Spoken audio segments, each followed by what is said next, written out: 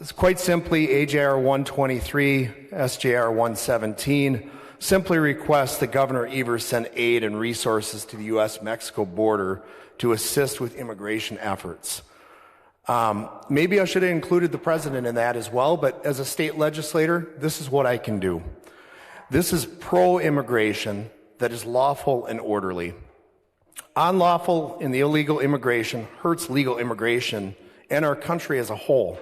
And you guys just heard a story from the gentleman from the 32nd about his experience. I'm going to talk a little bit about one that I had last summer that was quite impactful for me.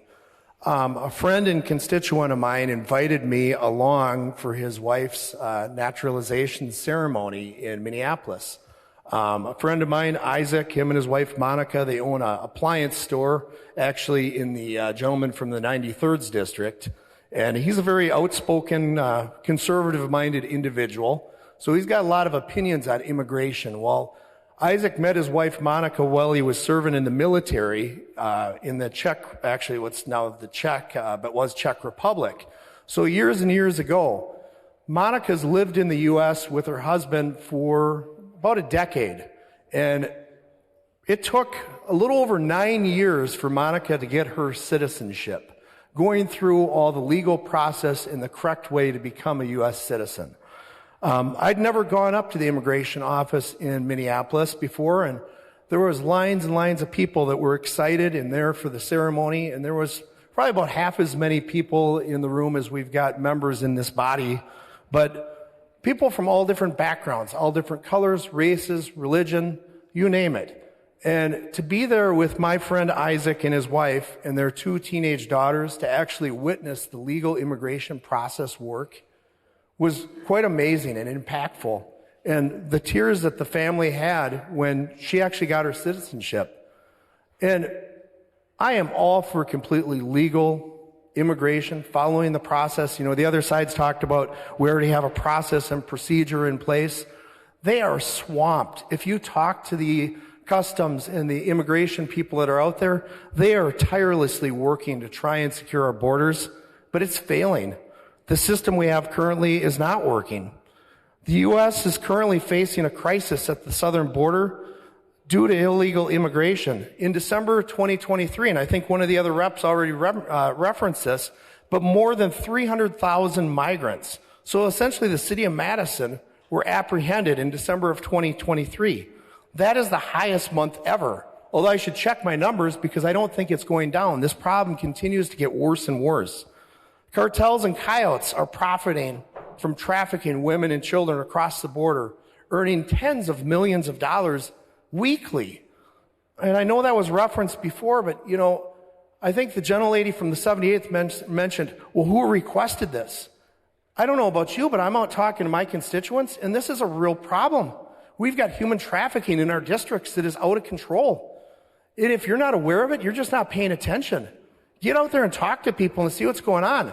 This is quite alarming. As a father of 4, basically all teenage daughters, this is very, very concerning what's going on, partially due to the open border that we have in this country. And then you get into the fentanyl epidemic.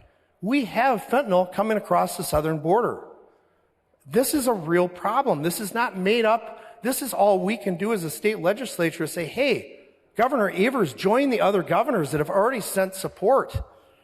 U.S. Customs and Border Protection enforces immigration laws, secures the borders, and works tirelessly. But like I said before, they are overworked. They do not have the resources currently. States not on the southern border are even having issues. Just this morning, I read about an encampment in New Hampshire. How far away from the southern border do you have to get for this to be a problem? We need to send resources. We need to help. Then you start looking at other issues. Obviously, recently, I can even tie this to the hospital closures. Our public services are getting just compromised, soaked. They don't have the resources. This influx of people coming across our borders is overwhelming our hospitals, our medical systems, our schools, our communities. You know, obviously, there's even refugee resettlements, which that's completely different than what we're talking about with this bill. But our communities can't support all this going on. We need better immigration policy, obviously, but this is designed. This resolution says, hey, let's send help. Let's join those other states that have already sent resources. Our previous governor, I have no doubt, would have sent resources by now. This would have been dealt with. So this is just a simple resolution saying, hey, Governor Evers, send help. This vote should be as easy as 1, 2, 3 on this. And who is this resolution for? It's for the people of Wisconsin. Not Venezuela, not South America. It's for the people, all people of Wisconsin. So, Mr. Speaker, the vote on this resolution is green as a spring day. So, with that, the vote is green.